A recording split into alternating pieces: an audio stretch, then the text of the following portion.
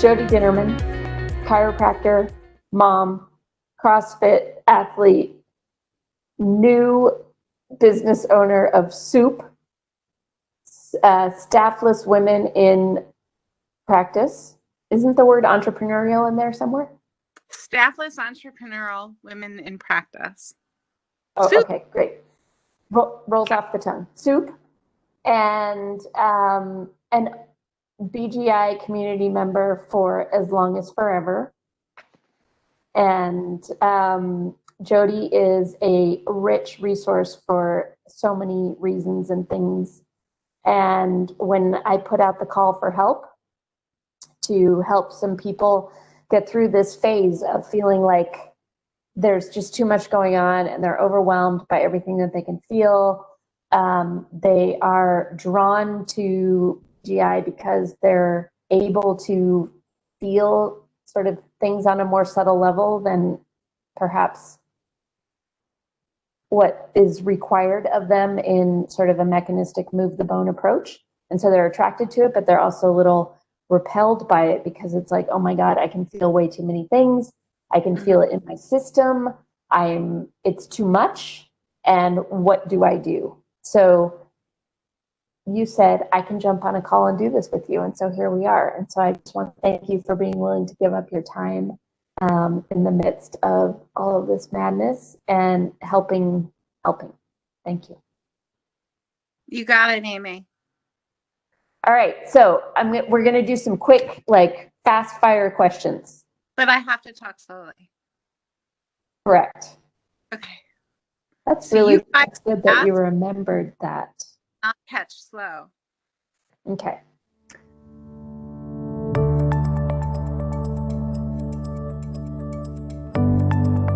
What do you do when you meet someone whose energy feels too heavy for you? In practice? Yeah. The first thing I would do is probably offer them a glass of cold water. And I have a tendency to pop the balloon, to just take a needle and pop it. And the balloon being, wow, you've got a lot of stuff going on. So just to acknowledge that and to ask some guided questions in efforts to lift the energy a little bit. And who's to say that they don't need to be in that space? It's not my job to their experiences. As far as protecting myself is concerned, I lean on peppermint oil a lot. I'll put it on my tongue. Peppermint oil, the sense of smell keeps us in our body. It keeps our sympathetic nerve system engaged, and it keeps me anchored. And usually my go-to, if I'm around someone really intense, is to just leave my body and say, I'll be back when you're gone, right? But now, can I interrupt you? You said the oils bring us into our sympathetic nervous system. Is that what you meant? Parasympathetic. Okay. So, for example, with that, and this is really important for empaths to know. So I've trained really hard physically, right? And when we train, we go into sympathetic state, we go into fight or flight. And if you're kicking in your gear, the gear of smell, if you wear beads with an oil on them or put peppermint oil on your tongue during a workout, you'll stay more in your body and more present for the physical experience of the workout. I've found that to be true with so many different things. But whatever I do when I'm in the gym working out, I do in life. Right there, and I'm in the office and I'm around someone. I had someone yesterday, their energy was so intense, and I keep it short and sweet. I don't go real deep with them. And I don't make myself 100% vulnerable to them because usually there's some toxic stuff going on. Okay, so I have worked in your office, and I just want to clarify from my perspective what I think that you mean by that.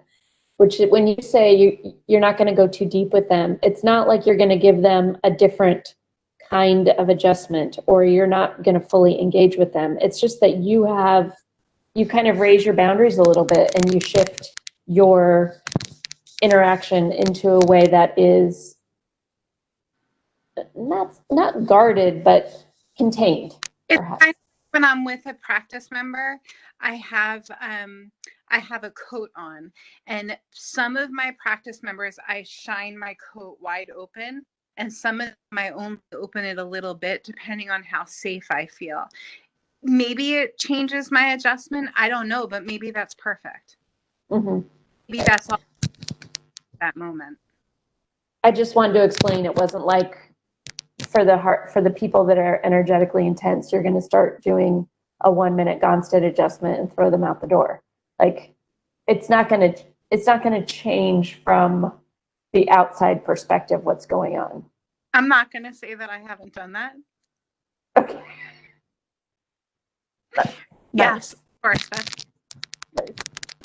So at these days, Amy, my adjustments are probably 5 minutes or less, and I see one at a time. And I see maybe 30 people in a 2-hour period, 2.5 hour period. And it's very bum. And I had to move to that style of care when all of this happened, when the world changed in March as drastically as it did. And I've actually really found I really love practicing this way, because if I get lost in the dance, which I have a tendency to do with a practice member, there's a lot less of a chance for me to get lost in the dance in 5 minutes than there is in 30 minutes. And I can be welcomed into their system, give them a killer adjustment, hook them up, establish continuity, move the appropriate subluxation tracks through with them, and make sure everything stays connected, and trust that their body's going to do the rest with time daily activity. And I hear Sue saying all this, like I see the pages in the course outline and time daily activity, and I see my highlighter, and all of that has changed its meaning working this way as opposed to working with someone being on the table for 45 minutes. Feedback that I've gotten, and I may be going a little off course here, but the feedback that I've gotten is that the adjustment is a lot crisper and more intention based, and that's their experience, and they love having me all to themselves. That's great. Interesting. Yeah, no, it's really cool. And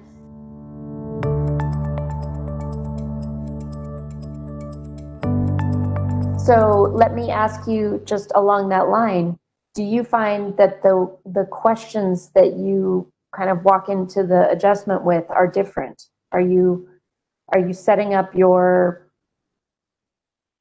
process in terms of adjusting any differently? No, I think I'm less in the way. Okay.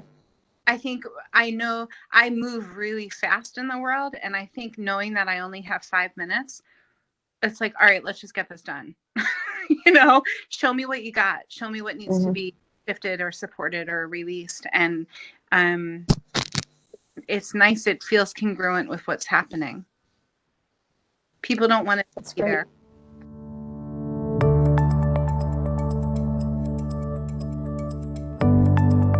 Okay, so how can you be empathetic without taking on the stuff that other people are telling you, whether it's in the practice or in the world?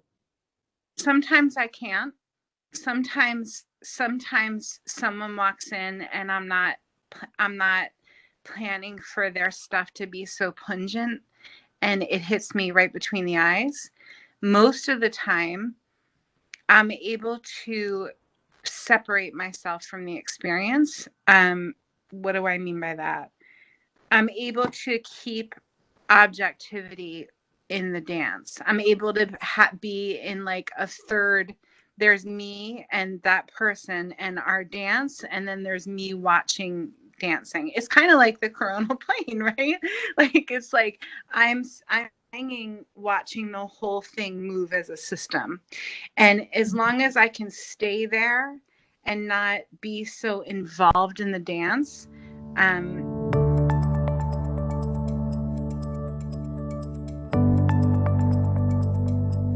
sometimes I can't do that. And usually it has to do with how well I'm taking care of myself. If I'm tired or angry or hungry, or, we talk a lot about HALT, hungry, angry, lonely, tired. And if I'm one of those things, it's a little bit more difficult. But the days that I'm really flowing in practice and I feel great at the end of my adjusting hours are the days where I've really worked my stuff that day. I've eaten well, I've exercised, I slept, all that stuff. Cool. Okay.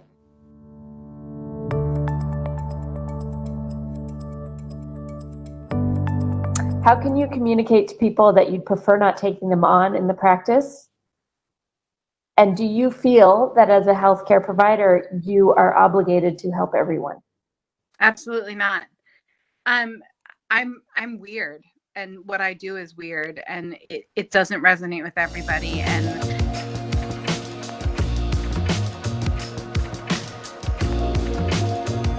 I am not a replacement for an Advil or a Tylenol. I'm not a pain doctor or a Band-Aid doctor. And I have very clear boundaries and systems and checklists with my new patients to establish that before I put my hands on them. Listen, here's what we're going to do. Here's what I'm looking for, and here's why. If that doesn't resonate with you, there's a guy down the street that will totally fit what you're looking for. Next. That's it. Totally. I agree. And I remember there was a book that I really need to try to find, that it was about kind of setting up your business no matter what you are, and realizing that when you are resonating your truest potential, like what you really are excited about doing, then you are a beacon for that resonance, and you will call in the right people. Doesn't mean that everybody's the right person, but if you don't do that, and you've got this big wide net where you're trying to just bring everybody in, it's like, that's not who I want. And I think in the beginning, we're so eager to just get our hands on people and to start and to be, working, that it's like, I'll take anybody, but that's not necessarily the best long-term goal for your practice.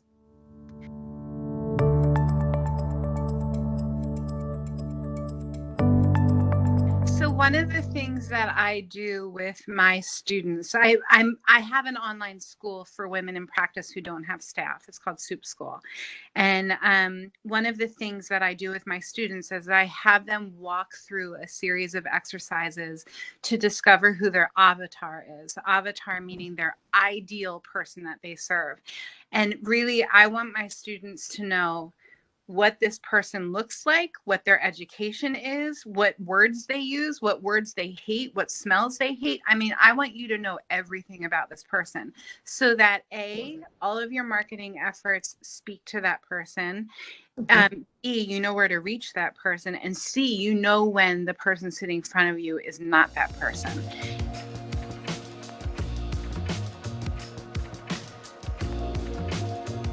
And when I attract crazy, when I attract lots of random weird situations in my practice, I have to say, what's up with me? Where am I off right now? What am I not doing that's not congruent or doesn't go in alignment with my core values? What needs to be adjusted? And usually it's within minutes that it changes, because my practice is an immediate reflection of who I am. Immediate, it's a mirror. And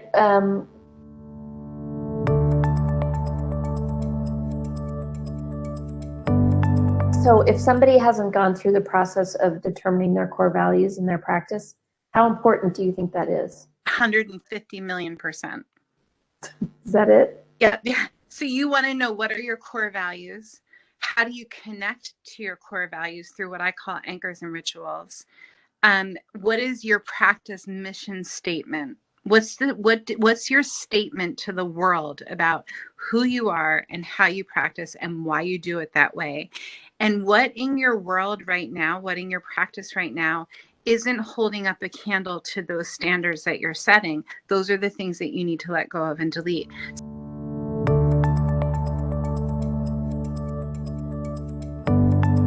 So there are systems for this, right? And if we don't use those systems, we're not going to be A, happy in practice, and B, what I've found in my experience is I'm not successful in any meaning of that word, whether it's or energetic or physically, or, you know, I'm around people who don't want to be around me, or I don't want to be around them. And those people definitely exist. Sure. For all of us.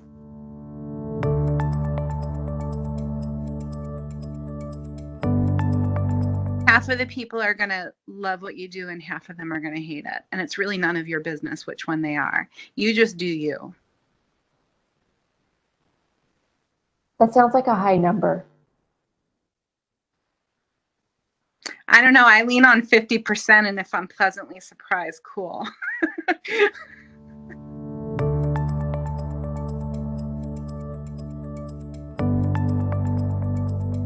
Okay. Do you have any strategy to set boundaries on what and how much you give? Yeah, I blame it on my systems. So my practice has rules, right? And if somebody, I don't have staff in my practice, and if somebody wants to break one of those rules or bend the system, if they ask me to do that, I say, no, this is a rule of the practice. I blame it on the practice. So, for example, if someone says, oh, can my mom jump on the table today? She lives in Florida and she wanted to experience what you do. No, I'm sorry. The rule of the practice is we really don't do it that way. We don't just throw people on the table. There's a process to it so that in a pinch, in a moment of weakness, I have my systems to lean on, because otherwise I give it away for free all day long and I wouldn't be able to put food on my table, because that's what my heart wants to do. But my wallet doesn't want that, you know? You have a hungry wallet. I have really nice wallets, Amy. I know you do. And you have more than one. Might have it.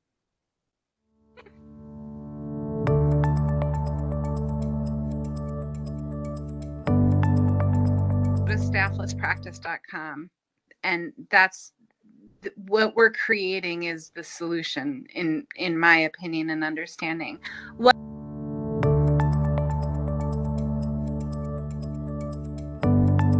How do you hone your ability to be present to other people's pain without taking it on? Again, sometimes I don't. Sometimes I feel it.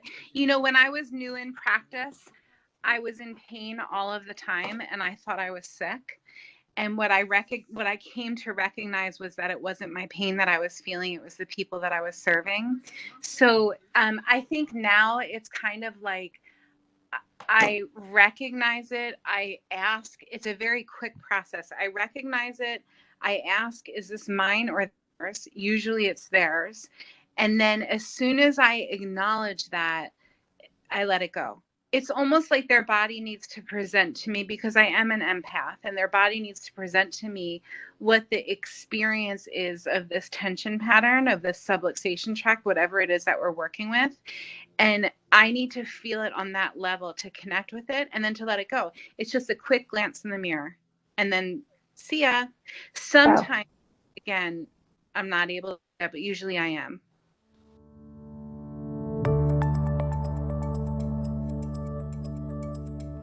How does being an empath help you in your practice? It makes me good at what I do. I mean, it makes people trust me because they know that I know. It makes me know when something's not right, as opposed to when something's really right. It really helps me with babies, because, you know, a baby can't necessarily talk to you, but they can certainly feel through you, right? So when I'm working with a newborn, it's all intuition. And also with a pregnant woman who's only like 6 weeks pregnant, all intuition. So that's where I shine brightest. That's where my gifts are most used. Whereas if someone's very clear on what's going on with their body and they give me every detail of the experience, I don't necessarily need to turn that light switch on so much. Does that make sense? Mm-hmm. Yeah. Sure. Yep.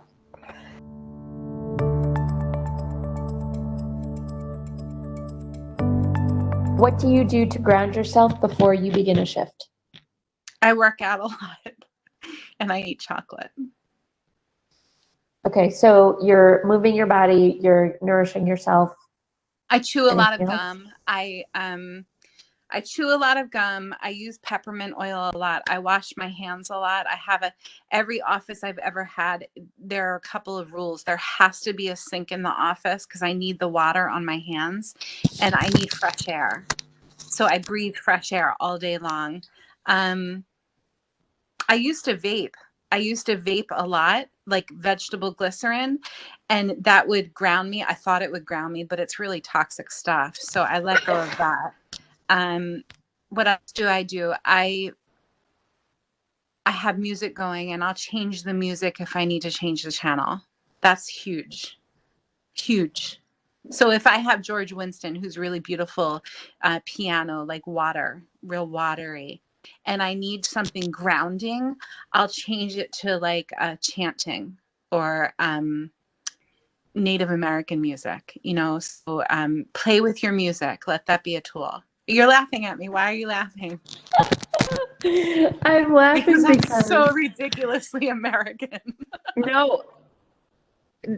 No, I'm laughing because I use the example of Native American flute music to bring people out of their bodies. Like, to me, that's totally just a way to kind of pull them up into the ethers. And so if I want to ground somebody, I'm going to put like something with a real solid bass line in it. And it just cracks me up because we all do it differently and it all works. So what the reality is it doesn't really matter what the song is. It just matters what the intention is behind the song. Right. And I'm just laughing because that is totally an example that I'm teaching. It's like, I will never use Native American flute music. I literally have and I don't think I would. Up here, Amy. Do you see this? That's how Yes. I ground myself, through my flute. So, it just goes to show you have to find your tools, and That's your right. tools aren't That's going to exactly work for right. everything. That is exactly right. How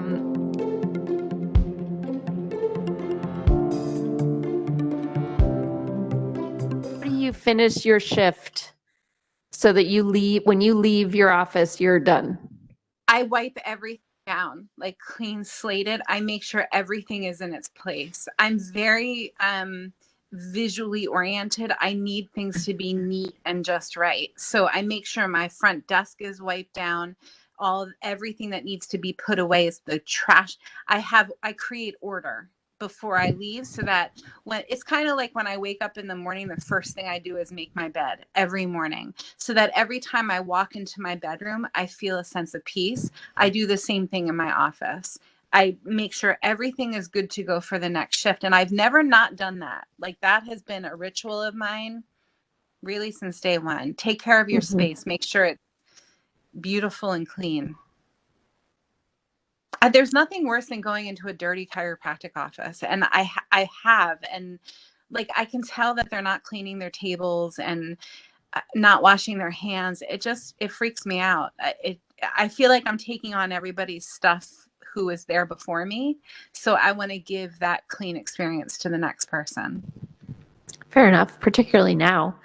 You definitely want people to feel like they're coming into a maintained space.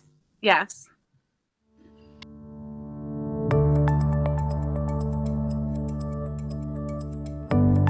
What do you most love being in practice?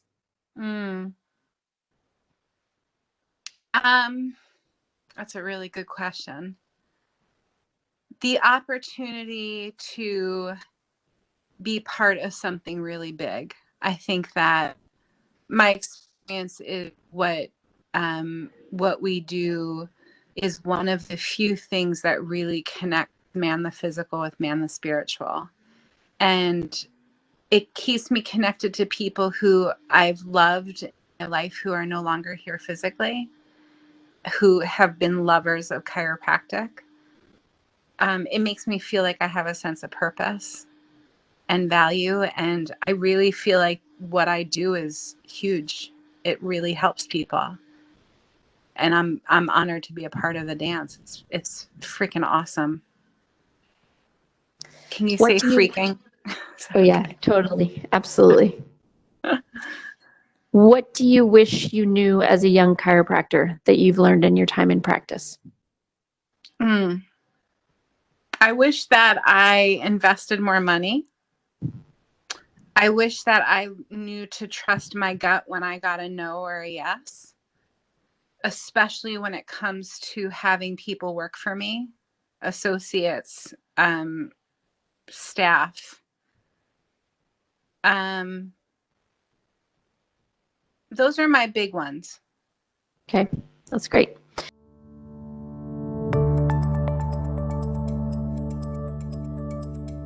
What would you tell chiropractic students who are afraid of having to deal with people's emotions as they process through events? Protect yourself and find ways to not have to deal with them. Like, if you don't want to deal with them, then don't. You can have your practice be any way that you want it to be. And if you're not a therapist, you're a chiropractor. And if you want to create an adjustorium where there's no talking, you're entitled to do that. You can do all the talking in a Zoom where you're protected in your own space. I don't know that I would suggest doing that, but set it up so that you're comfortable. This is in martial arts, they talk about having a dojo, right? Like a room, a space that the only thing that happens in that space is your art form.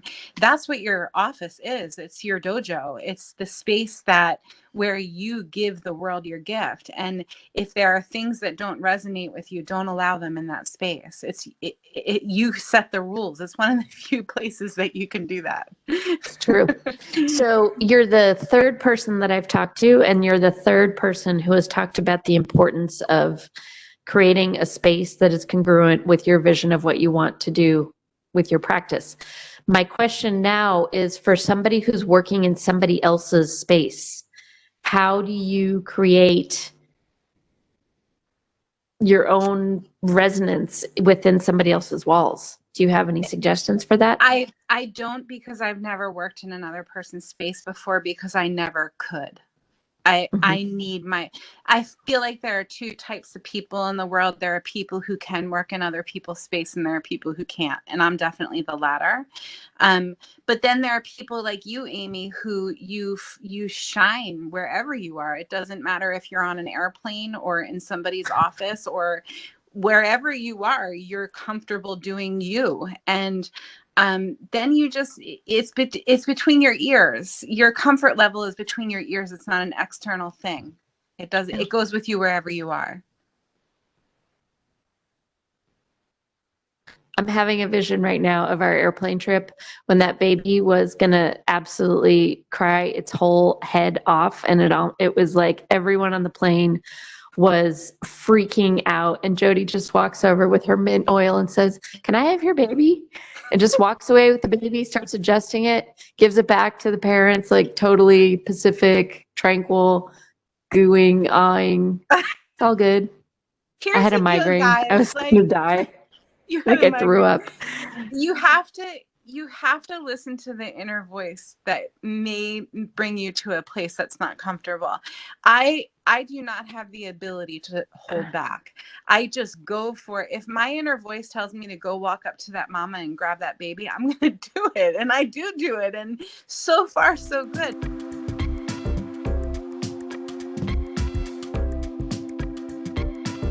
How do you create boundaries with the people in your practice so you don't become a dumping ground for all of their problems and they learn to take responsibility for their lifestyle that likely got them there?